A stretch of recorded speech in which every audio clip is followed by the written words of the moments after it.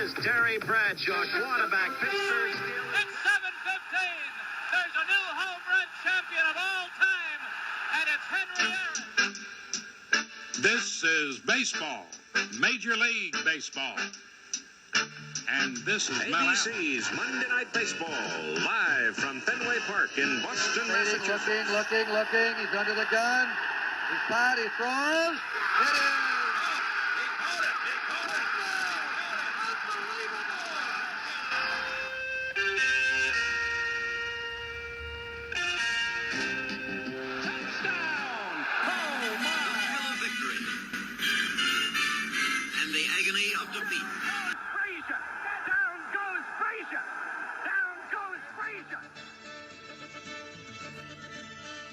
It is the Past Our Prime podcast with your trifecta of hosts, Mark Hoffman to my right, Bill Mahoney to my left. I'm Scott Johnston. What's up, fellas? How are things?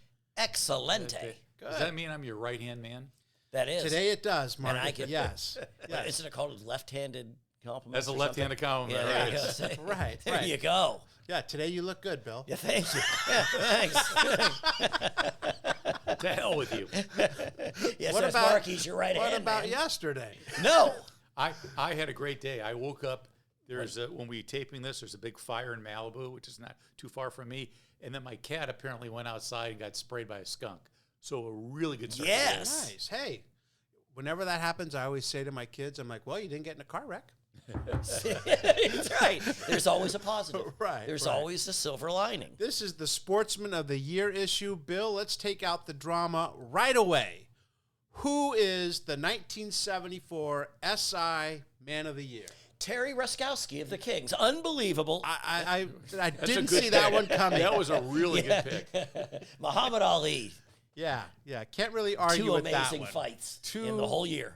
I mean, two fights that have stood the test of time like no other. You know, it'd be like if Hagler Leonard had two fights in Yes. that year. And Yep. maybe they did for all I know, because I don't know when the Hagler Hearns one was. Maybe that was 84.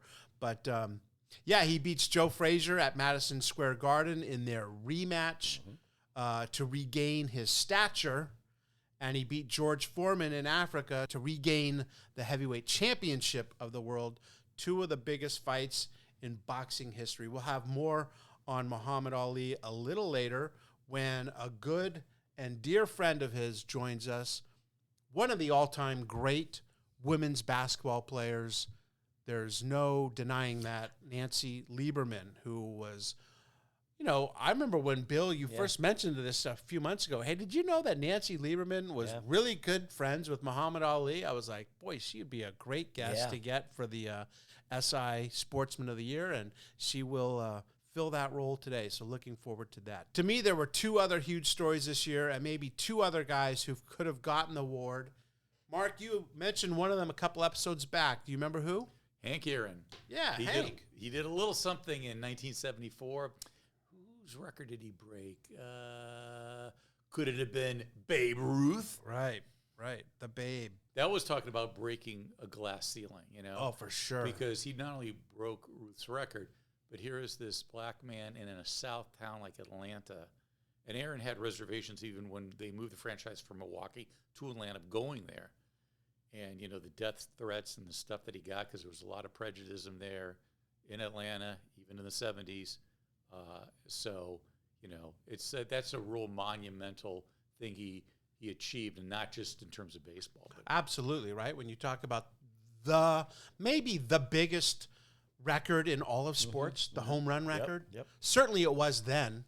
It's not quite as much baseball's all now. about numbers. So. Right, it's all about the numbers. Yeah. And just the way he went about his business year after year after year. And then, you're right. I mean, if you go back and listen to Vin's call from that about a black, here we are, a black man in the deep South. Right. Yep.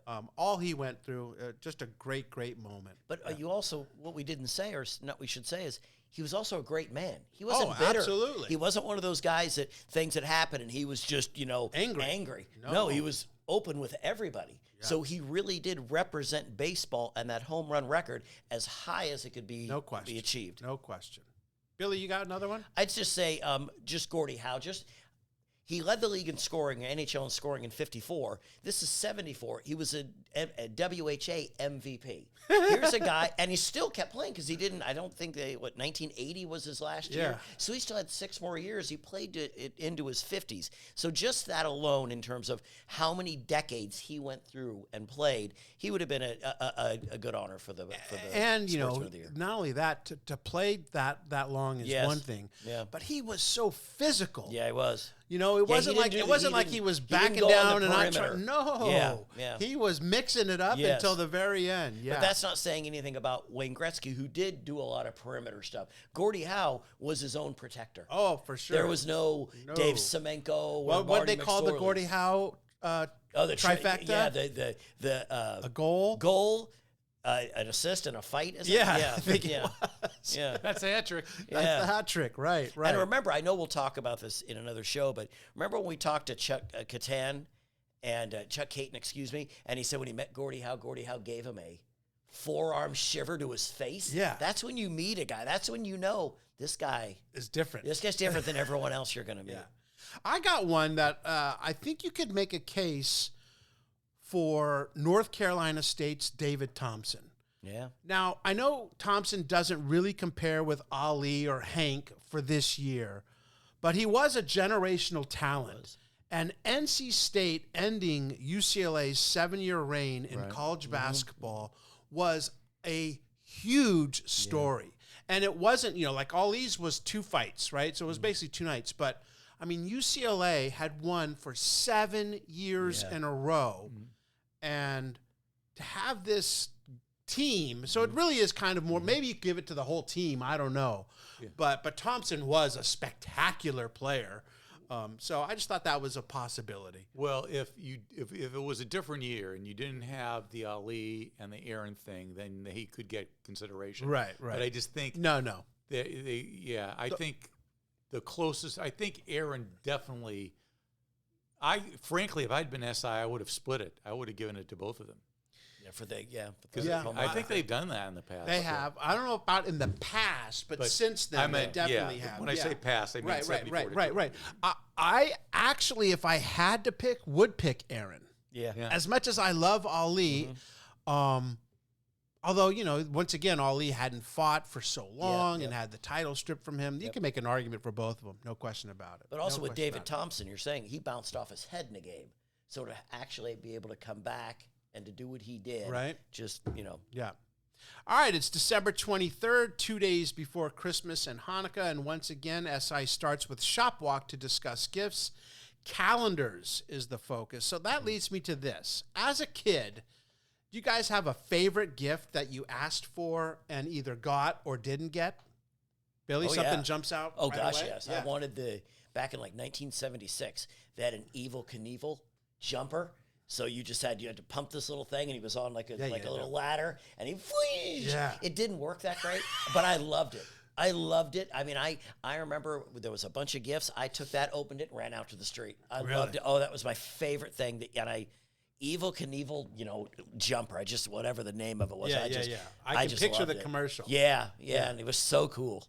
When I was really little, living in Chicago, so this is like 8 years and younger, I was really into Westerns, cowboys, and stuff like that. And I remember getting the holster was really cool. The gun and the holster. Yeah. And I had a Johnny West doll. Johnny West was a cowboy figure, and you could get the horse, the saddle, or you could just get Johnny West. He had a hat, vest, gun, spurs, chaps. I mean, because of the culture we live in now, unfortunately, they don't do this as much, I don't think. But I loved playing with guns. Fake guns, obviously. Had the pistol, hide behind the building. I got you. No, I got you. Yeah. Oh, it was the best. Yeah. It was the best. My brother, he got a BB gun once. Oh, my parents would not do that. Well, he's a cautionary tale because he killed a cardinal in our backyard. It torments him to this day. He can't believe he did that. I think he was like, oh, what will happen? Boom. Oh, it's dead. Damn. So that, just shook him up. But then a few years later, he shot a neighbor with the BB gun. And then my brother's boyfriend, my sister's boyfriend, took the Took the rap for it. Oh, did he really? Yeah. Oh, Said, what I a was good shooting guy. at something else, and I mistakenly got Craig Jones. So, Wow. Yeah, I used to ask for a BB gun. Yeah. My parents were very, very smart in the way they said, No, not you. no. But I used to have I was like 12. I got one gun. It was a squirt gun, but it looked like a submachine gun, and it was completely black. Yeah. And now you look at nowadays. Oh, yeah, you it'd get be shot done. by the police. It'd be done. Well, yeah. You'd that be a did dead happen. man. Yeah. That happened. Yeah. Oh. 1974 is the 20-year anniversary for Sports Illustrated. We all know that Eddie Matthews of the Milwaukee Braves was the first guy on the cover of the magazine, but in the picture with Matthews at the plate, two others, the catcher Wes Westrom of the New York Giants and umpire Angel Donatelli. Neither of them thought it was a big deal at the time. Magazines come and go, said Donatelli. But as time passed and SI's stature grew, they were both proud to have been on the inaugural issue in August of '54. And now 70 years later, you know who the three people were on that first cover of Sports Illustrated. To think that this year was the year we basically lost Sports Illustrated. Right. Yeah. You know, it is only digital now. That's all. Which is a real shame. Yep. It Thank really God Mark is. has the magazines because there were certain times there we needed them. Oh, for sure. But now gone. For sure. Now gone. So, scorecard. I'll start it off. Sandy Allen of Shelbyville, Indiana, is 19.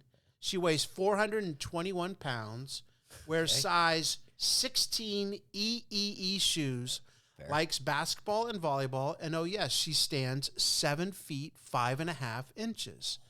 Sandy is a woman. She's the world's tallest woman, to be precise. Her playing has been limited somewhat by a bum knee that has been operated on, but her leg is intact. Introduced to pro basketball players George McGinnis, 6'8", and Mel Daniels, 6'9", she said, they seemed sort of short to me. At 7'7", she was in the Guinness Book of World Records for the tallest woman in the world. Wow. She had giantism, right? yeah. Right. Kind of same thing that Andre the Giant had, where she had an overactive, I want to say, pituitary think you're gland, right. and she just basically never stopped growing. But I remember her from the Guinness Book of World Records, but I didn't know that she actually tried to play sports. And I'm like, oh man, could you imagine? You're a 5'4" girl, you know, in 1974, trying, and here comes this this woman that's more than 2 feet taller Just than you. Drive in the lane. Draw some contact. Exactly. So these kids, take the charge. I think she should play 1-on-5. It would be more fair. Yeah. But I assume she didn't live very long because when She didn't. She died in her early 50s, I want to say. Oh, actually, she made it further than I thought. Yeah. With that, you know. Yeah, is that 'cause wrong? Andre was 49. Yeah. Wasn't Chuck Nevitt, am I wrong, 7'4" or 7'7"? Skinny though. Skinny, but I'm saying he had the height. I just wonder. You know. Who's the oldest tall person? I'm trying to think. I mean, Chamberlain died younger than. Yeah, he did. Kareem's gotta still be up alive. there. He's what, 79 now? Yeah. Russell just died, but he was in his late 80s. But when Russell he died. wasn't like He was wasn't 6'9". 70. Yeah, I'm trying to think of a Bill 7 Walton was 7 foot. He just Like I hope Victor Wembanyama lives to be 100. You know. A couple of old timers elected to the Hall of Fame in 1974. Who were they? I know Ralph Kiner was one of them. Uh-huh. What's the other one? Did he? Ernie was not. No, he was Ernie not elected in 74. Right. Oh, that's He right. was in 86. Right. That's right. Kind of led the league in HR 7 straight seasons and was inducted into the Hall the next year in 75. Lombardi was one of the best hitting catchers ever, winning 2 batting titles. And get this, in 17 seasons, he struck out just 262 times. Dang. He died in 1977. 9 years later, you're right, Billy, inducted into the Hall of Fame. But he was an amazing, underrated hitter. Yeah, they made it seem like because he was slow, that was part of the problem. What does it say? That they said he hit the ball so hard that infields played him partway into the outfield. He won the 2 batting titles, like you said, and he batted over 300 10 times. Yeah. This was a guy that was an amazing Amazing player, and he was bigger than everybody, wasn't he? 230 pounds. So Back then he was was huge. large, yeah. Right. But they wouldn't put him in the Hall of Fame. So it took him, obviously, until 1986. And then in 2004, the Reds actually put a statue of him in front of the Great American Ballpark. So What's so interesting is that he hit so well Yeah. when he was so slow. They said he might have been the slowest player ever to run to first base, the speed from home plate to first base. Yet he got all these hits. And he was an 8-time All-Star, too. But Scott, you had said, I know you talked about the strikeouts. What was his low strikeouts? 1 year in about 350 at-bats, he struck out 6 times. There are players that do that in a game and a half. Yeah. Yeah. Or if the game goes extra innings. Yeah, you know. they could get them all. Yeah. I remember Gallo struck out 5 times once in a game. Boy. In a game. Dang, man. You know, versus 6 times in the season. So he obviously had unbelievable hand-eye coordination. Yeah. And he's what I think now they call a professional hitter. Yep. I don't know if he had great power numbers. I don't think so. I mean, I think No, he hit did. it. He did. 100, Yeah, he did. Yeah. 190 homers. Yeah. Sure. So he had some power, but he just, hit the ball hard contact. I think that's go on. In his 17 years, in the league, most of them was the Reds, 10 of them. But I find it fascinating where he started his career out at Brooklyn, but they weren't the Dodgers. They were the Brooklyn Robins. They switched to the Dodgers the following year as their official name. Wow, who knew? And I think they were named after their manager, Wilbert Robinson, is why they were the Robins. But, they had so many catchers at the time that they actually considered moving him to be a pitcher. And instead they traded him to the Reds before the 32 season, and then he just excelled as a catcher.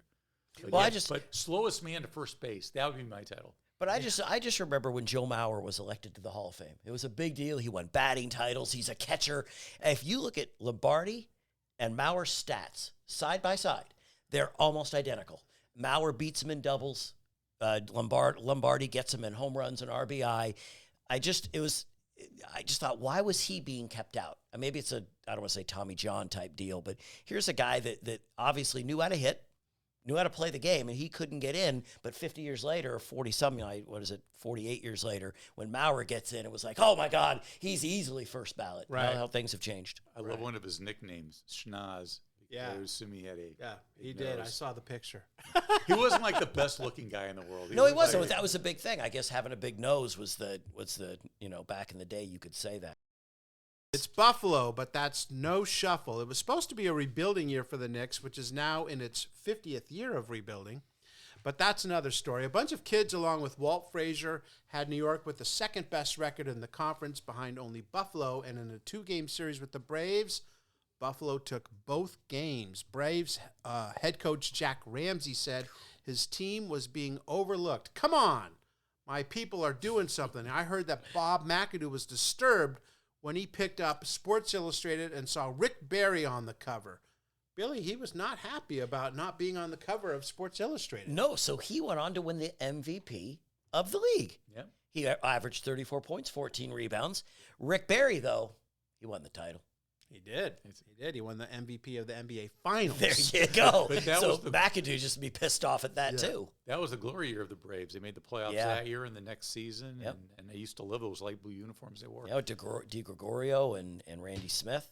So, Clipper fans out there, when we talk about the Buffalo Braves, Yeah. bow down because that is your franchise. The Buffalo Braves then moved to San Diego and then L.A. and became the Clippers. Yep. So, that's And your a- origin. And a long storied, Long story. starting Yes. in Buffalo and Gosh, up to yes. present. Playoffs after playoffs. Yeah. Great draft picks. Gosh. If they could find the banana in any situation. Yeah. But they also cursed franchise. I mean, I remember Ron Harper was off to such a great start, Yeah. and then he blew out. his Danny knee. Manning. Danny Danny Manning. Manning. Blake Griffin. Yeah. Blake Griffin had the injury first coming up. Yep. In the first game, New York led by 11 in the fourth quarter before McAdoo led a 15-0 run, had 42 points. They stole a win at home. Just a few hours later in Madison Square Garden, Buffalo won again, this time by 16, despite holding McAdoo to 37 in that game. Bob McAdoo, one of the greatest mid-range Underrated jumpers players. of all time. Yes. He could shoot, man. When he signed with the Lakers and came off the bench, that was just unfair to the league because he'd come in and just get 15 points in a few minutes. Yep. Next up, for openers, Super Bowl 8.5. The NFL's regular season is over. Time for the playoffs. Super Bowl, January 12th in New Orleans. But the writer Dan Jenkins says the Dolphins-Raiders playoff game in Oakland, not even the AFC Championship, is the game that should decide it all. That game didn't disappoint, went on to become one of the all-time classics known as the Sea of Hands game.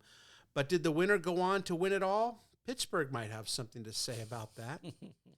What else from there? It was a crazy regular season, wasn't it, Mark? It was really nuts. My favorite story is Raiders wide receiver Steve Sweeney. He quit the team when he discovered his religion did not condone violence. That's the 11th commandment. Yeah. Why would you even start playing football? Or did At he what just point pick up did the he religion? figure it out? At what point? And what was the religion? I want to know. Exactly. Go in and go, hey, Father, Imagine started telling football. Al You Davis get the hell out. Yeah. My religion says I can't play football. You didn't know that when you were 5? Let's talk a little hockey. Bruisers and bunny hoppers. Flyers win the cup in 74 and 75. They are on track to do it again. They are doing it their way. A high-scoring offense led by Bobby Clark, a bunch of bruisers who don't mind dropping the gloves like Dave the Hammer Schultz. Billy, he was the epitome of the rough and tumble style of the Flyers. Oh, yeah. Yeah, he said in a game versus the Flames, Schultz watched most of it from the press box. He left the ice. He was thrown out after collecting 17 penalty minutes on one play. And then he gave the referee the choke sign with a towel. So, but those were in the days, man. In hockey, if there was a fight, it was the benches. Oh. They used to, everyone, wasn't 2 guys, it was 12. It was 12 guys jumping off the bench, and then the goalies would get together. It was the days, if you liked fighting in hockey. That was it was a bloodbath. It was. And the Flyers were at the forefront of that. I know we talk about this every time we talk about the Flyers, that the movie Slapshot's not based on them, but you get enough. The idea. Yeah. That's what it was kind of like, Yeah. They would literally, the game would start, drop the gloves and, 3-on-3 right there at center ice. And it's crazy. I still find it fascinating that hockey is the only sport where it's okay to fight. Get your aggressions out. And really hit hard, man. There's right? and the refs stand back when you're getting until clocked they in the see head. someone totally dominate. That's right. And they step in. That's But right. It's like, Or we want go you to to get out of your once system. they go to the ice. Get it out of your system. But like, any other sport, like you take a swing at someone in any sport, Done. You're gone, right? If you ever watch any old Instagram and they'll put plays, old hockey games, you'll hear the guys talk. Oh, you want to go right now? Okay. We'll drop it. You want to go? And one guy will go, I'll get you next period. He goes, no, you'll get me now. I've seen guys like, dang. And they're looking to fight. Yeah. Fred Sherrow is the head coach, and he tries to change up practices to keep things from getting boring. So he makes guys hop on the ice or putting tennis balls instead of pucks. But this one exchange from Sherrow and Bobby Clark sums up the Flyers. They were doing another cockamamie drill, and Sherrow told Clark he was doing it wrong. Twice. Buzz off, Clark says. You don't know what you're doing. So this is the star player back-talking the head coach, something you would think would Never be like, happen no, nowadays. And Sherrow says, I'm the boss here. I don't give a damn, says Clark. You're bleeping wrong. I know I'm wrong, says Sherrow after a moment's thought. I've ruined practice for the last 20 minutes by making you guys do something stupid, but Clark's the only one here who'll tell me I'm wrong. Just because I'm the coach, it doesn't mean that I know everything, and Clark laughed. So they were loose. They enjoyed each other. The city adored them. They won the cup in 74, and they said they had a parade basically for 6 weeks. And what they like, they were like 5 years old in terms of franchise fighting. Yeah. 7 years old. Bringing it back, I'm just saying because he talked to Shiro in a way that you don't hear too many players right. are allowed to do that. In this, I was wondering if he was saying it kind of tongue-in-cheeky or if he was really telling him to, go to hell. Yeah. There's a big difference. There is. Like talking about, those kids weren't telling Herb Brooks, no. When they were doing the Herbies, Yeah. go to hell. Yeah. No, you're doing They've been back these in Minnesota. until you throw up, Yeah, I'm back in Minnesota. Next up, bowl bound and bowled over. Get this, Michigan is 32-1 over their last 33 games, and they haven't played in a bowl game in any of those 3 seasons because of that crazy rule both the Big Ten and Pac-8 had. Only one team could play in a bowl game. Oklahoma's at least on probation, so they can't play on a bowl game because they violated some rules. But just crazy that this great Michigan team didn't play on New Year's Day ever. If Michigan had been eligible to play those years, how many national championships might Exactly. Yeah, right. They were. I mean, they were beat. They beat. No, they tied Ohio State. They lost to them 12-10. I mean, they were right there with this great Ohio State team, and they didn't get in. They could get Oklahoma a share of the national championship if Bama loses to Notre Dame. But there are plenty of teams with multiple losses playing in bowl games, like Texas Tech 6-4-1, Vanderbilt 7-3-1. They're going to the Peach Bowl. Florida 8-3, and Nebraska 8-3 are going to meet in the Sugar Bowl, and that's because there was no formula or rules whatsoever for bowl games. How did Bama and Notre Dame decide they were going to play in the Orange Bowl? The coaches got together and said, "Hey, you want to play in the Orange Bowl?" Eric Parsegian said, "Yes." That sounds Aaron Bryant good. said, "Yes, see you there." Yes, I love Miami in January. Yeah, there was no committee, no nothing. No nothing. And so then what would happen is that other bowls would be like, oh, the Orange Bowl is acting early, so they would start inviting these teams in like early November. Yep. And then these teams would lose. Would lose. So Bama and Notre Dame played or had the matchup, and then Notre Dame gets absolutely destroyed by USC, 55-24 to Anthony Davis and the Trojans. On November 9th, Florida, chosen for the Sugar Bowl, lost to Georgia. Penn State going to the Cotton Bowl. They lose to North Carolina State. North Carolina going to the Sun Bowl. They give up 54 points in a loss to Clemson. But you're what Clemson said about that. The Clemson players said the bowl selection fired them up. Right. So you're putting a bullseye on your head when you do that. And there wasn't that many bowl games to begin with. Right. The Maybe a dozen, maybe. And the majority of bowl games were played on January 1st. That was a big bowl day. You Oh, know? that was great. That was great. New Year's Day when we were younger was the best. Was great. Now watered down. Hey, what day is the national championship game this year?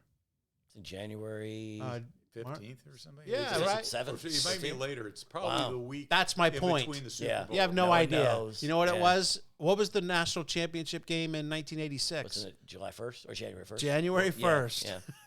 Way to go and the way it went. How has the sports world changed in the 20 years that Sports Illustrated has been around? One thing that is more prevalent, television. But that isn't all good according to this. In 1949, minor league baseball attendance was 49 million. 20 years later, it's 11 million. 488 teams had dwindled down to less than 150. So baseball, television, people were getting used to just watching it for free. Why would I go to Topeka or Toledo or any of these small towns and watch minor league players? Have you guys been to a lot of minor league games? A lot? No. Okay. A few? Yeah, a few. I mean, because when they said how big minor league baseball was back then, I had to look at that thing because I didn't know it was such a huge thing. Yeah. When I worked in Bakersfield, I would go like one year they were the Mariners franchise, and the next year they were the Dodgers franchise. That's they were right. A-ball. That's right. A-ball and stuff like Rancho that. Cucamonga moved around a lot too. Yeah, Rancho Cucamonga. That'd be a good game. The Quakes are a good stadium. Right. TV also killed boxing, it says. It used to be that there were boxing matches all over the place, but now there's just big cards that get the attention of fans. The little clubs, almost non-existent. Another big change, in 1954, the NBA consisted of 8 black players. In 1974, 60% of the league is black, and of the 18 head coaches, 5 are black. And here's one last one. Americans are now participating in sports more than ever. Sporting goods sales up 600% in the 20 years. More than 100 million Americans swim, run, or cycle regularly. And if you're Bill Mahoney, you do all 3. I do. Yeah, that's right. That's right. You're an impressive man. Yeah. But we all played sports growing up, so it was that era. You know, I played soccer a long time. You forget this is called Sports Illustrated, and we, you know, in the medium we do, we can't really share with you the photos in these magazines, but they are some of the greatest shots of all time. Yes. So there's a spread here, and just some of the things that happened in the 20 years. Alan Amici's TD run for the Colts to beat the Giants for the NFL championship in 1958. Billie Jean King beating Bobby Riggs. God, I worked on getting her as a guest, man. Was that huge? Yep. Secretariat and what that unbelievable horse did. So, and then a big layout of boxing, most notably the most famous shot of Muhammad Ali standing over Sonny Liston. Right. Get up. Taken by Neil Leifer in Lewiston, Maine, of all places. So, if you have a chance to go back and look at that magazine, some great photos there. And then the next thing is from here to 2000, a look ahead to the future of sports. With what will sports look like in the year 2000? Well, I can tell you they had no idea. Especially Mike Palmer of the Institute for the Future in Menlo Park, California, who contends that, quote, it is irrational to attach pro teams to cities. No one has loyalty to a city in these days of suburbs and transiency. I wouldn't be surprised if owners began to organize teams based on ethnic or ideological loyalties to regenerate enthusiasm. Games featuring the steelworkers versus the executives. Oh, yeah. My favorite. I can't wait to see that one. The hippies versus the straights. Yes. I don't think he meant straights the way we do now. Yeah. Or hunters versus animal lovers. Yes. Yeah, that'd be a good one. Can't wait. So, Dr. Robert Kurland, the L.A. orthopedic surgeon who is team doctor for the Lakers, the Kings, and the Rams, says by the year 2000, athletes will compete much longer, for 25 years or more. We will probably live to be 150 or 200. Yes, exactly. And an athlete's career will be just like a businessman's. Yes. Now, this is a doctor in 1974 thinking that we're going to live to be 150 or 200. The most likely source of income, here's one they got right for the sport in the future, gambling. Oh, yeah. Yeah. Bill Veck says there undoubtedly will be legalized gambling on all sports. There will be off-park betting, and eventually there will be mutuals in our stadiums. Yes. There's not a thing wrong with it. So, did they ever foresee that fantasy sports, which is basically gambling, would become such a big billion-dollar industry, multi-billion-dollar industry? Yeah, I don't know. I also like they said that umpires will be replaced by censors. That's coming, though. That is coming. That's coming. The Rob automatic. Manfred, I listened to an interview with him. Right. He said it's coming. Yeah. Just think that Armando Galarraga would have had his perfect game. He would have. How do we always get back to the Tigers? Yeah. Well, that's a crime. That must have been before even instant replay. Yeah, they didn't have replay even back then. Return of the Big Bopper by George Plimpton, and now our cover story. It's a big one, the Sportsman of the Year, Muhammad Ali. Plimpton writes it through the lens of a skeptic asking the writer questions about Ali, like this in regard to the Foreman fight known as the Rumble in the Jungle. The skeptic says, I suppose Ali was talking so hard that he never had time to listen to what people were saying about his chances. And then the writer says, it didn't make the slightest impression. Ali never doubted himself for a minute. Anyway, he always seemed to think that the title was really his, that it had been taken from him unfairly. So it was a question of getting something back that truly belonged to him. That's one of the things that he yelled at Foreman in the ring in Zaire. You got my championship. I'm taking it back. We've talked a lot about Muhammad Ali, even in this episode, but all throughout the year. And this was a monumental year for the year in boxing. Yep. He was the heavyweight champion until he gave it up, actually had it stripped from him for his refusal to join the military for religious reasons, much like Steve Sweeney of the Oakland Raiders. Violent? What? During the Vietnam War. He was out of boxing from 67 until 71, 3.5 years, and then another 3.5 years before he won the belt back in Zaire with a KO of Foreman, and the reason why he is the 1974 Sportsman of the Year.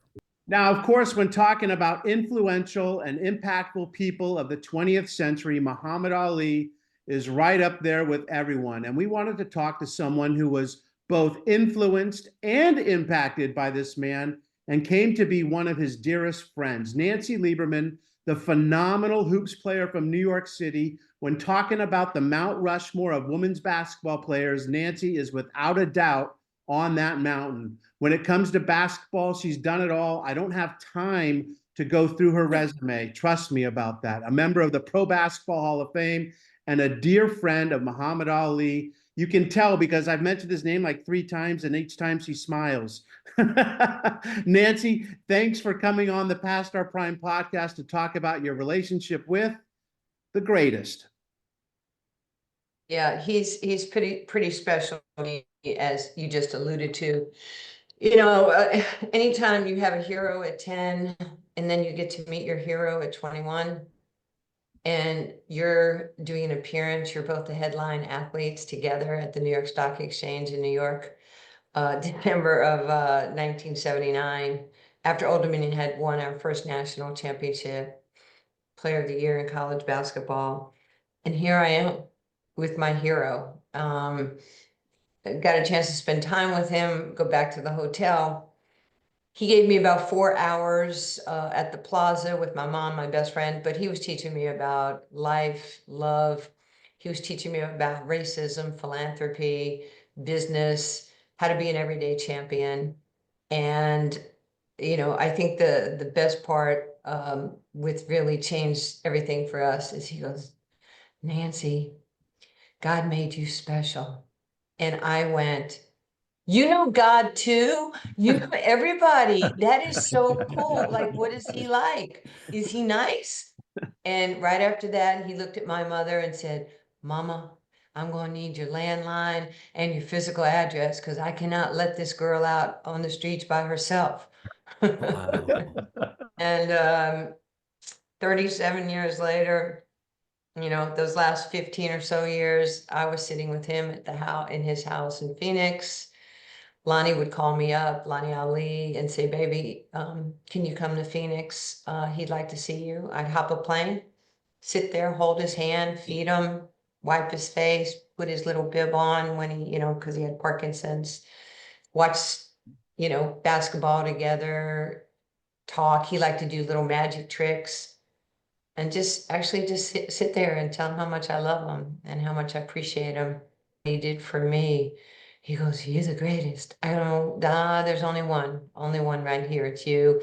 And I'm just grateful that you've allowed me into your life in such a upfront and close manner. And, you know, Lonnie would call me. She'd go, honey, Muhammad's being honored in New York by the New York Yankees at Yankee Stadium. And there's something the day before on Central Park West. Would you MC the event? And I went, yes. She goes, I didn't give you the date. I go, it doesn't matter. I'll cancel anything I have that day. And the best part is the next day, there's like 5 SUVs. The streets in Manhattan, there's motorcycle, you know, cops. There's like 10 of them. We went from Central Park West underneath Yankee Stadium in 8 minutes. And I looked at him, they just closed off every road that the car was going through. And I was in the first car with Ali. And I went, I ain't never going to a Yankee game without you. Okay. So I'm gonna call you to give me a favor. Okay.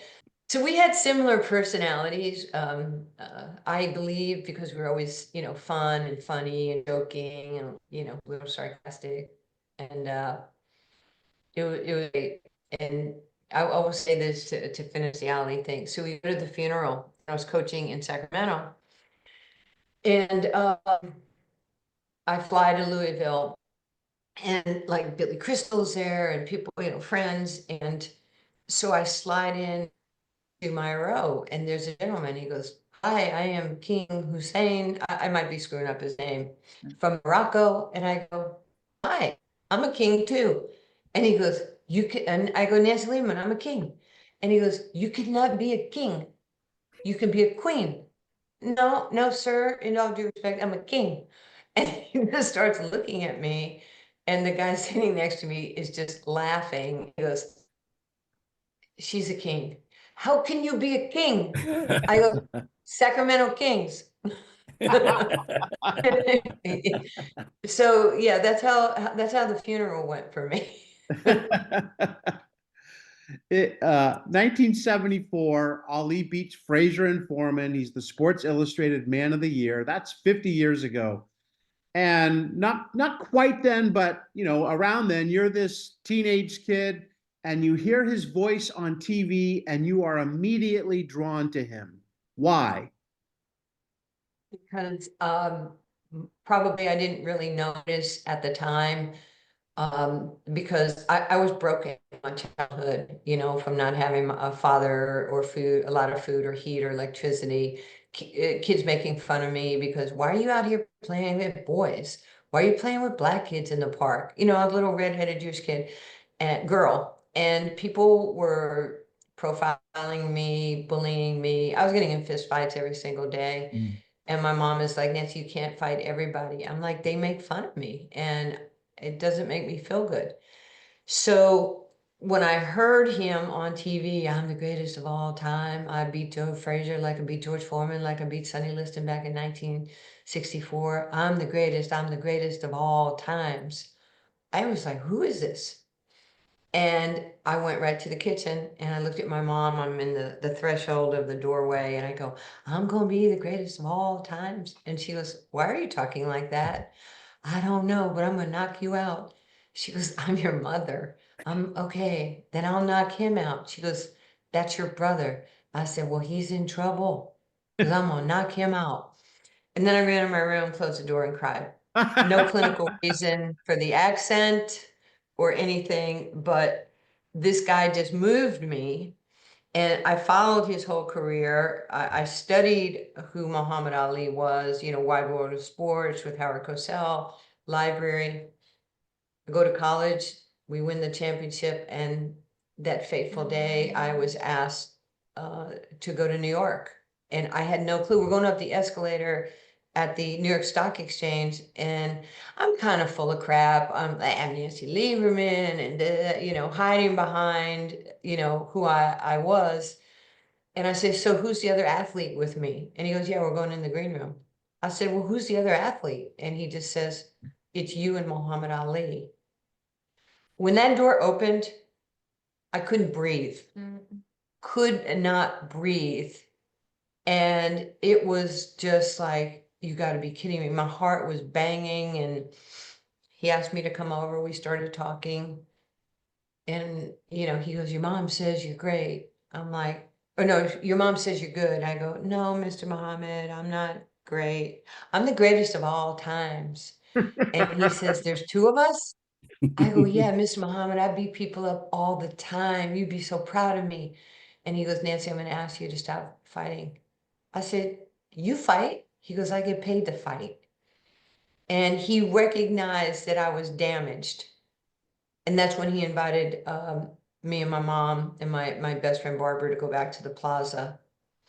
And, you know, he was kind. You know what he did? He taught me to love me. I didn't love me.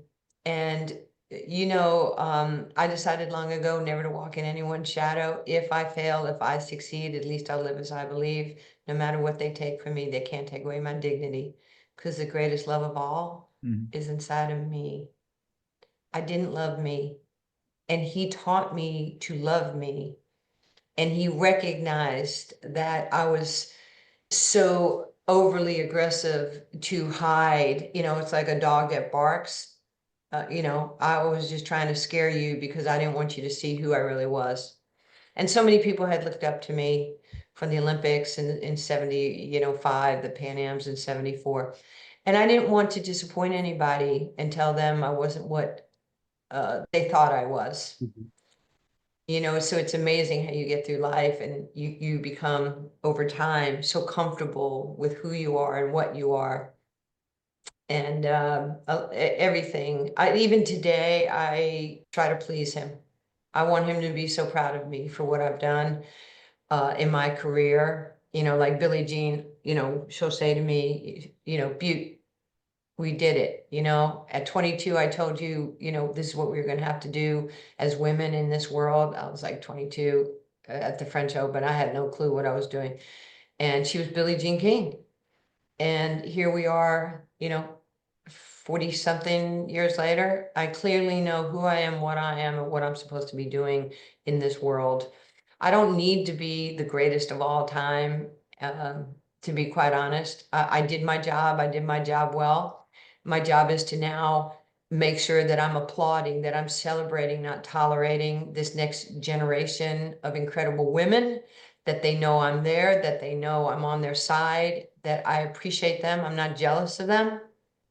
even though if I had one wish, it would have been to play in my prime. I missed my prime in the W by 17 years, which is why I played at 39 and 50, because that's the competitor in me. That's the DNA in me.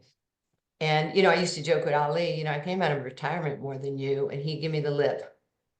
I'm like, stop the whole lip thing. I know you're pretty upset. You're not coming back out of retirement. And I have. And so we had that thing going too. So it's been an incredible life. The people that have been in my life, I have no clue how I know them, from the Buffetts to the Costners to the LeBrons and MJs and Gretzky's, and I have no clue. The presidents of the United States, but it's a thing, and I don't take anything for granted. Nancy, you were just saying that you didn't like yourself and you didn't know who you were. How was Muhammad Ali able to see through the facade that you were putting on?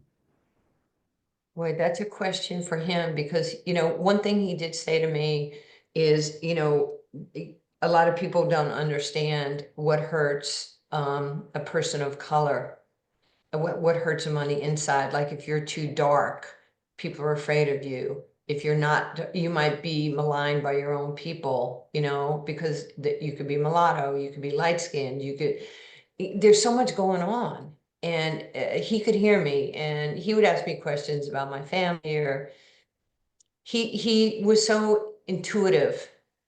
He's one of the most intelligent people I was ever around, and he just knew. And there was actually no reason for me to bullshit him, if I may. Just, this is me. He met me where I was. He knew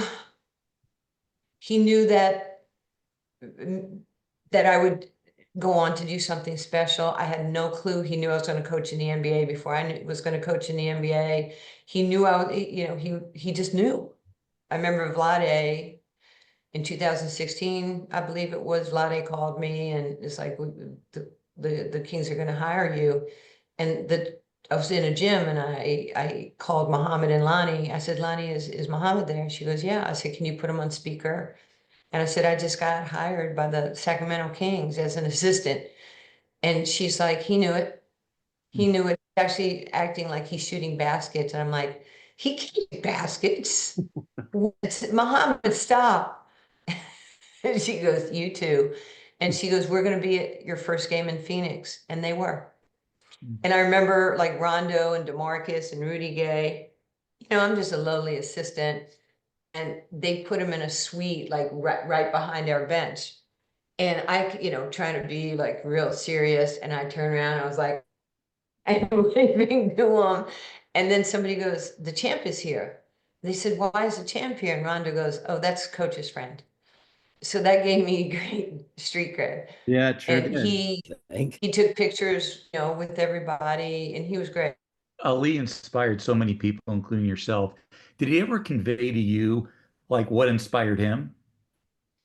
Yeah, we talked about him growing up in the Pink House in Louisville, and he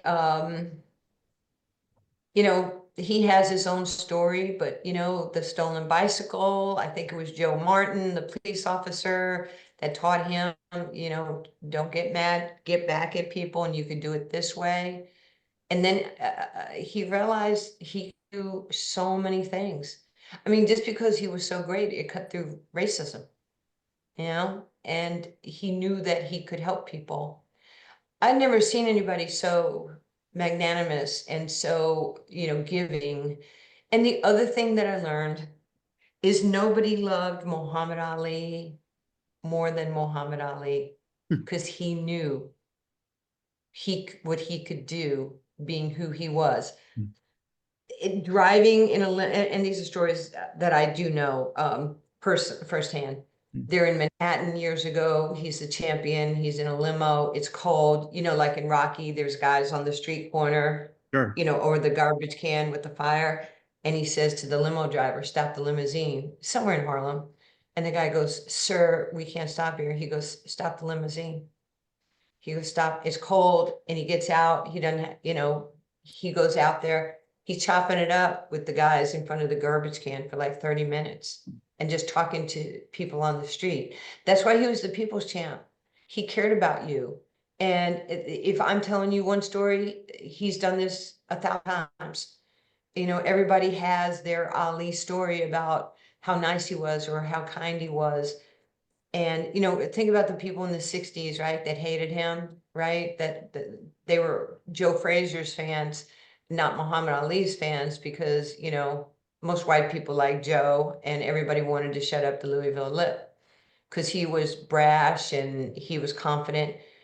But he learned that from what's his name, the wrestler, and how you could sell out an arena, how you can get people on both sides fired up and TV ratings. He was a marketing genius. And look what he did for boxing back then. The one regret he personally told me is he regretted that he was never able to make amends with Joe Frazier. And I had become friends with Joe for a long time. He used to call me on Mother's Day and sing me Mother's Day songs. It's crazy that I'm telling you these stories.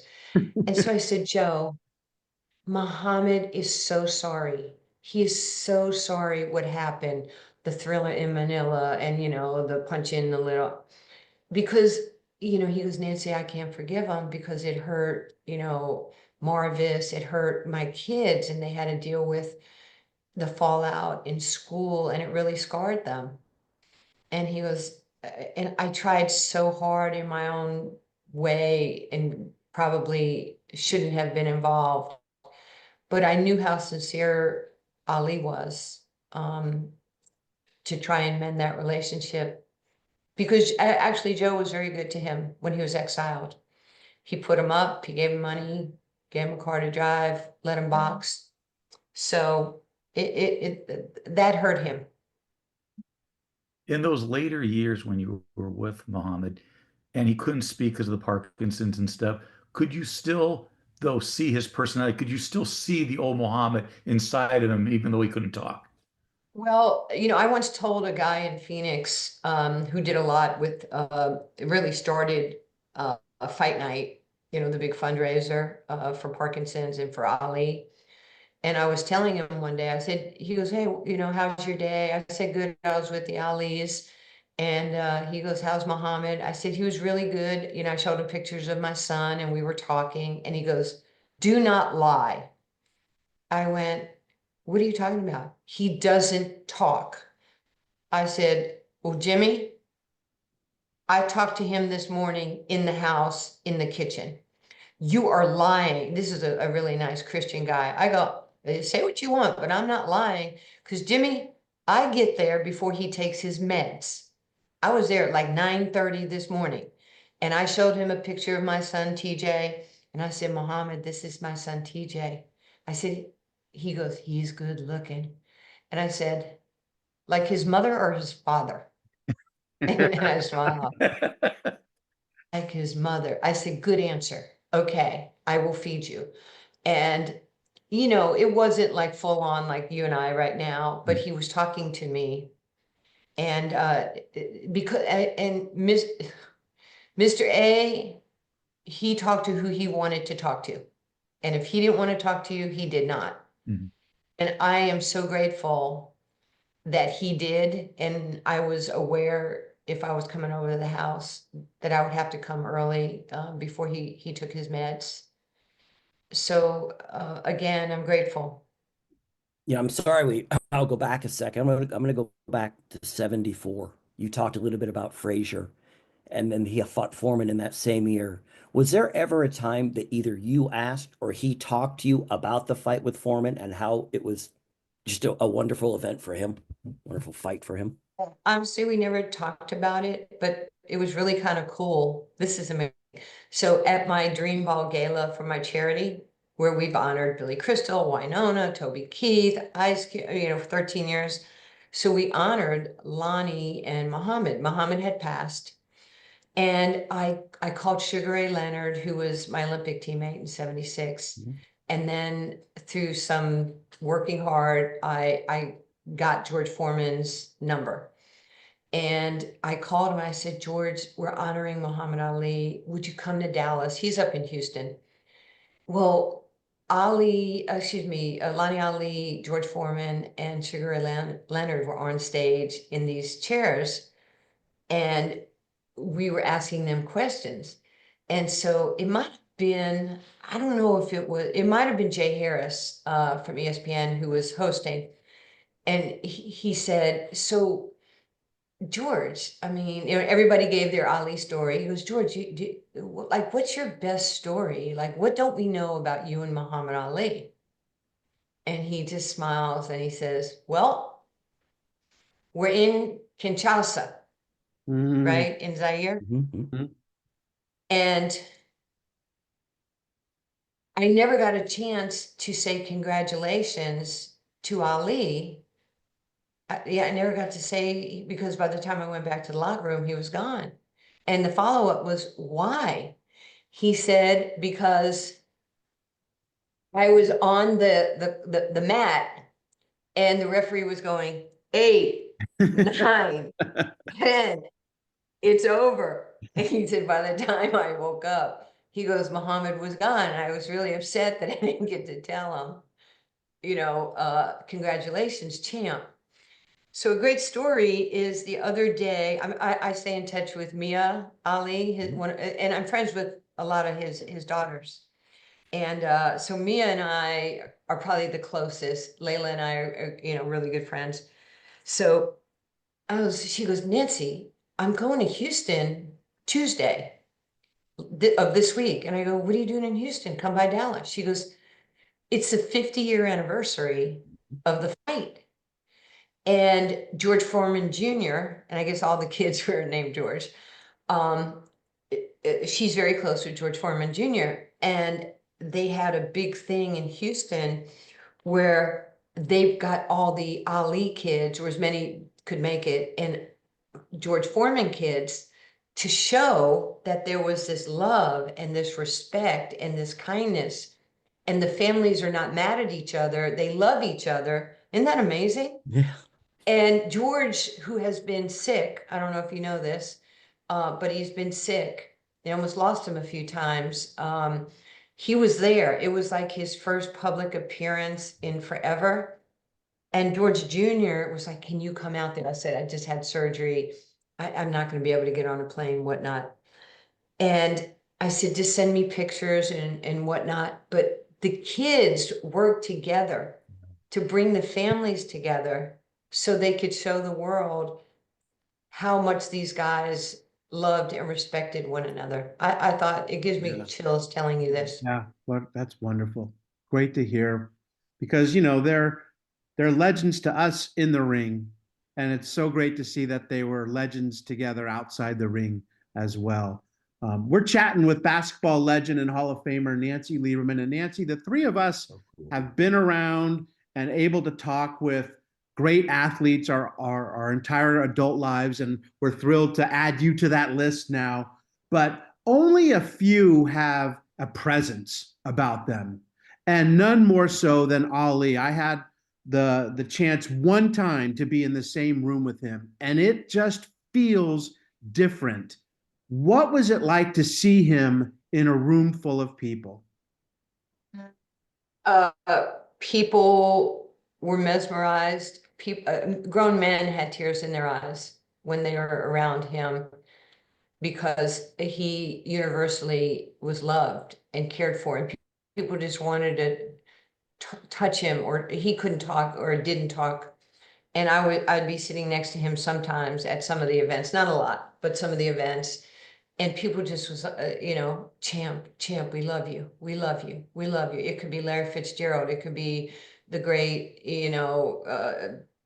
Reba McEntire, whoever, all the greatness of people that showed up. I sat with Whitney Houston at the table one day. By the way, she was stealing my ice cream, and Shaquille O'Neal shut that down, and I was very grateful. I'm like, that's my ice cream. Okay, stop. And so even at an event, you gotta carve out your territory. Sure thing. everybody was just champ, champ, champ. And even like legendary singer Sam Moore, I'm a soul man in every Hall of Fame. I mean, everybody, like Ali was, nobody said no. Kevin Costner, Michael Bublé, Brooks and Dunn. I could rattle off 100 names. Everybody just showed up for Ali out of love and respect. He cared. He cared. And, you know, I feel like in my own way, like with him, with Kobe, with Toby Keith, three guys that I love so deeply and thought I was like super special in their lives. And I realized that I wasn't because the world loved them.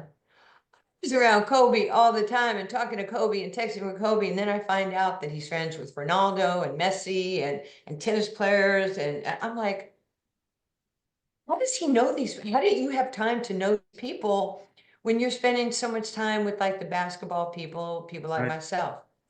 Texting 2 nights before he died. My son thought I died on the helicopter because I was going out Wednesday to put Gigi's team through practice at the Mamba Academy.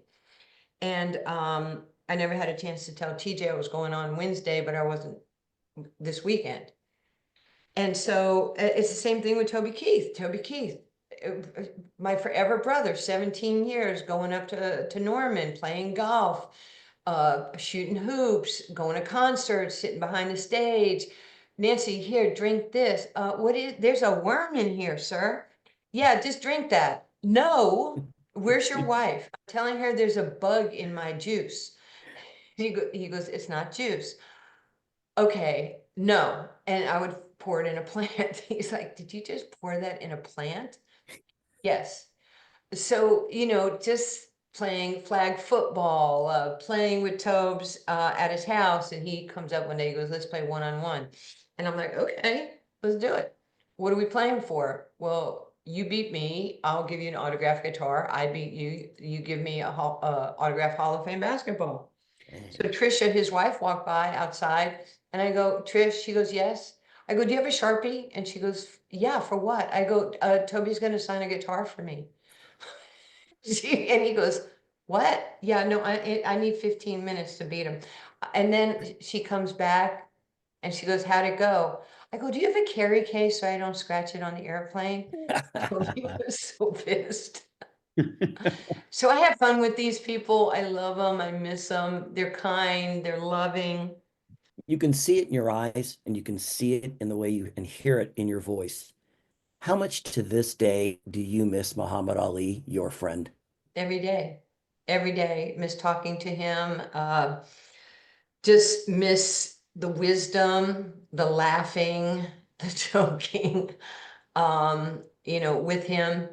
And, you know, about 6 months after he died, maybe less, Lonnie called me one day. She goes, Muhammad would love to see you. And I'm like, what? She goes, can you come to Louisville? And I got on a plane the next day, got picked up at the airport by these 2 officers. They took me to the cemetery and I have the pictures, but there is his grave. And I'm like down on one knee and I'm just kind of talking to him. And they left me alone. And I said to the officer, which way is east? And they were like, east? I go, can you tell me which way is east? And they pointed in that direction. And they go, why do you need to know? I said, because I want to be respectful. He's facing Mecca. And if he's facing Mecca, I want to face Mecca. I want him to know how much I love him and how respectful I am of his beliefs. And the cop was like, never seen anybody do that before. I'm like, it's okay. It's my man. So yeah, I miss him. I just miss the friendship. I miss just seeing him, you know, just touching him, holding his hand, watching a basketball game with him. Nothing special, just being in the house with him and Lonnie Ali. I'm grateful to her. There's never ever going to be another Muhammad Ali, obviously. But is there someone out there in sports or something that you go, I see a glimmer of Ali in him. That person has a little spark that Ali had. There's some, you know, obviously some great athletes. Certainly, I think Steph Curry is magic. There's something special about that guy. His humility, his kindness, his smile. He knows he has the power to make strangers' day, and he does it. And there's nothing he won't do for people. He's very special. And the other person who, and again, who I deeply admire and have become, you know, good friends with is Caitlin Clark, and, you know, Time Magazine's Athlete of the Year.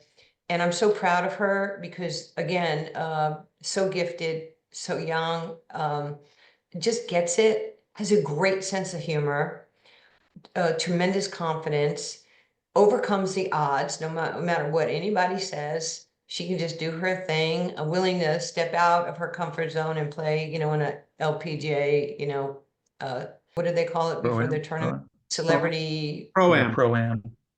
Pro-Am. And everything she does, and her family is so amazing, and her brothers. And yeah, she's really special, and she's only 22 years old. And to me, she's the most visible female athlete in the world right now. And she just deals with it. And I just read the other day that she was responsible, whether people like it or not, for 25.6% of all revenues generated by the WNBA last year. So we need to support her and all the other great young women, and we should not be jealous of her, because she's going to help make everybody else multimillionaires. And that's what Jordan did in '84. That's what Tiger did when he came to the Pro Tour. Purses went up, TV ratings went up. It's okay to ride that gravy train of somebody's greatness. You know, back in the '80s, I had 90% of the pie.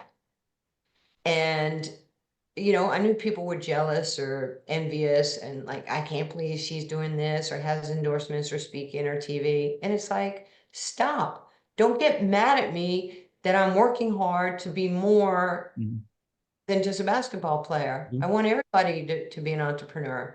I want everybody to get out there. And it was like, she cares about his media coverage. I don't care about it, but if there's some things I want to do, it's important. So, and now with social media, you know, anybody can be an influencer. Anybody can make millions of dollars. These young high school kids are phenomenal. People are mad at them. Stop being mad at people. Those are the people that wake up angry. I don't wake up angry. I wake up happy, thinking I'm going to change somebody's life. I wake up and I'm thinking, I'm doing your podcast. This has to be the most important thing on my plate today. This is just how I think. And the difference between a good day and a bad day is your attitude and your belief. You know, I mean, I have more in life than I could have ever imagined. I have a great son, you know, and inner circle of friends and family. And as long as I can stay healthy and, you know, have a good spirit and just, you know, laugh, you know, the first part of my life, I was learning. The middle part I was earning, and now I'm returning. I'm giving back. My charity's given over $12 million cold hard cash to the underserved communities, you know, changing lives. That makes me happy. That's not let me tell you how great I am. That means like, man, God, thank you, Lord in heaven, for blessing me to do something for somebody else. If I'm having a crappy day, I try to do something for somebody to take the emphasis off me. God plays through my mistakes every day. I'm highly sarcastic. I have a short fuse, as they say. That's the New Yorker in me. I don't, you know, I don't have the attention. I have the attention span of a fly. But I love what I do. Just tell me, you know, I'm a minimalist. Tell me what you want. Tell me what you need. Tell me how I can help you. I don't need the whole backstory, because like I said, I don't have the attention span for that. So, you know, get me the information that you need me to know. And life's about duality. I can say yes or I can say no. It's as easy as that. I can do the appearance or not do the appearance, or whatever's put in front of me today. You know, and here I am. I get to coach in the big three. I get to work for Ice Cube. This man is unbelievable. He is so iconic. He is so kind. he is so humble. He's so attentive to all of us in the big three. And all he does is put his money. He's the hardest worker. Him and Jeff Quantenance, his co-founder. Couldn't think of anything other than I would rather do than to be around Ice Cube on the regular. And because he inspires me. I want to be around people that inspire me. We do something here, a little trivia thing that we call 50-50. I'm going to give you a 50% chance of getting a trivia question right, true or false. And we're going to go back to Muhammad Ali, since that's our subject matter. This is true or false. The very first time Muhammad Ali ever appeared in a film was a movie with Anthony Quinn and Jackie Gleason. True or false? False. It is true. Requiem of a Heavyweight, that was a Rod Serling play. They turned into a movie in 1961, and he was Cassius Clay in the movie, not Muhammad Ali, and he knocks So Anthony then she Quinn was out. right. It's false. Yes. That's right. You're right. Actually, you're right. But anyway, and his line was, after he knocked out the Anthony Quinn character, "Great fight, kid. You were great." Of course, Anthony Quinn's like 40-something in the movie, and Ali's like 21. But yeah, that was the first time he was ever on film. Who knew? Who knew? Yeah. Hey, Nance, Muhammad had so many quotes. Like you mentioned, the Louisville lip. But I saw this one and it makes me think of you and how proud he must be of you. Don't count the days, make the days count. And you have lived that since you were a 10-year-old girl dribbling in your mom's kitchen, So I can't thank you enough for coming on and keep making those days count. Thank you. And I'll leave you with another Ali quote: "Service to others is the rent you pay for your time here on earth." Mm-hmm. What can I do for you? I want nothing in return. Right. So guys, thank you. Thank you so much. Mark, Bill, Scott, thank you. And just keep doing what you're doing, okay? Nancy, you're the best. Thank you. Thank you you. so much. Happy holidays. Happy Hanukkah. Yes. Bye. Thank you. Bye-bye. Hanukkah, happy Merry Christmas. Thank you. You're welcome. Bye-bye. Thank you. Well, you never know when you're talking with someone about someone, if they're going to how well they really knew the person. And if you can get the essence of the person you want to talk about, in this case, Muhammad Ali, the Sportsman of the Year. And I would just say that was a perfect guest. Yeah. Oh, yeah. She could, Yeah. honestly, she's done so much in her career. We could have been going for another 4 hours. Yeah. Yeah. She's amazing. And it's not even basketball, it's a life lesson she was talking about. Yeah. Because there's so many lessons to be learned from what she had to say. Yep. The greatest, talking about the greatest on the Past Our Prime podcast. All right, let's move on, guys. College basketball. Mark, what do you got? Well, my most fascinating thing is they talk about Washington State, and George Raveling was the head coach there. And Raveling was he's probably, I think, the most underappreciated coach in college basketball history. Because, he was a winner in most places he went. At Washington State, he was at USC for a long period of time. Iowa. But to me, it was also the stuff he did off the court. For instance, he was with Martin Luther King at the March on Washington. He was up on the podium, and he was the one that asked Martin Luther King if he could have a copy of that "I Have a Dream" speech, which he kept. And what was the movie again about with Matt Damon and Ben Affleck about Nike and getting Jordan? Air. There's a scene where George Raveling is in a bar talking with the other characters. That's right. And he talks about actually getting that speech from MLK. Yeah, he was and a good guy too. Everyone loved Raveling. And still alive. Yeah. Another SC coach, Billy. Oh, yeah, Bob Boyd. He knew how to get his players. He says, Bob Boyd, USC head coach, had 2 rules for players when they have the ball. Shooters must not fire from beyond 15 feet, and dribblers must not take more than 3 bounces. They only lost to Reno by 13 points. Come on. That nowadays, we've been saying beforehand, James Harden. Dribble, shoot from 30. 35 foot. Yeah, that's right. Yes. Bob Boyd be on the ground. dying. Yeah, this is a big one. Yeah. Oh, boy. For the record, Mark. Well, Ira Parsegian stepping down as head coach at Notre Dame. He'd been there from 64 to 74, won a national championship there twice. To me, when I first started following college football, he was the coach at Notre Dame. Yep. And to me, he's always been, all these years, there's been a lot of great coaches at Notre Dame. I mean, Knute Rockne, obviously, probably the most famous, but what young person's ever heard of Knute? But, Dan Devine was there. Lou Holtz. Charlie Weiss. The Akron high school coach, what was the? Faust. Jerry Faust. Jerry just Faust, passed. who flamed Dan out. Devine. Yeah, who flamed out. He just said Dan Devine. I said, listen. Lord. Yeah, see, You can run a Spartan race, but I can't your remember. mental Yeah, I'm and this doing guy that. who they got now is doing pretty well. But they all are right, under but to the me, shadow Ira of... Parsegian was the man, was the first guy. And I think, wasn't he unfairly portrayed in Rudy? Was Ira the coach? That's Dan no, Devine. that was Dan Devine. Yeah. Where they were I all just turning in said their him. jerseys. Right. But that's a false story, man. They did not turn in all their... That's Hollywood. Mark, God, man. Can you believe We're gonna go Hollywood back to that fabricating James Bond something? movie again.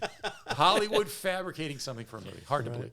Billy, you got one? Yeah, Elroy Hirsch, he was inducted into the Hall of Fame, but he also sort of wasn't And in the Football Hall. Football Hall of Fame. Yes. Yeah, sorry. Was He was his in a nickname? movie. It was called 0 Hour. See if you know if you can figure this out. The airline disaster movie released in 1957, Hirsch played the role of a pilot who became incapacitated after eating tainted fish served as part of the flight's meal service.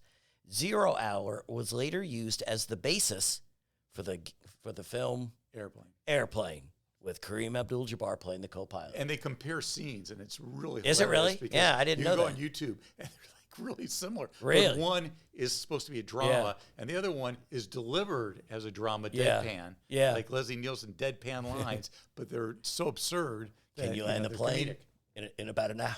Can you tell when you land the plane in about an hour? Can you tell me when you're going to land the plane in an hour?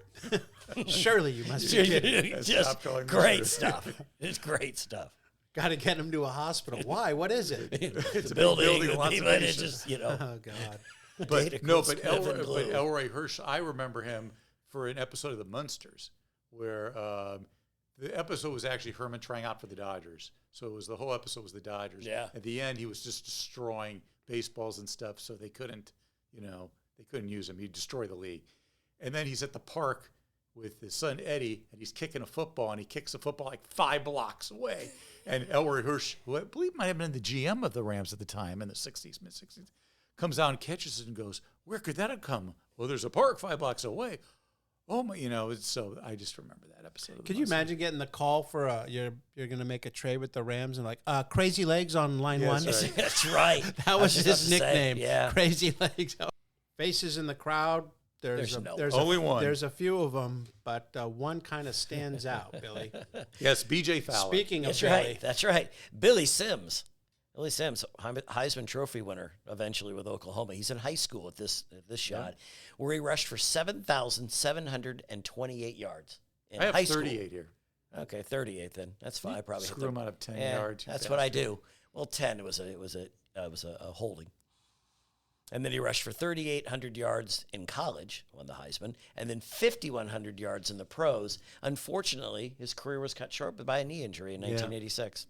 But his first But few he also years did in the the league were karate glorious. kick. He was the guy who did the karate kick. Oh, when he Then jumped? jumped over the guy and did the full facial kick to the face. yeah, he wins the Heisman Trophy as a junior, Yep. and then finishes second. He almost won it back Twice, to back, yeah, but yeah. Charles White beats him out in '79. How good could he have been if he didn't get injured? Certainly a Hall of Fame Yeah. type guy. I mean, the Lions, which were really, really bad, got him with the number 1 overall pick, and then they're making the playoffs. Those two, I think 82, 83.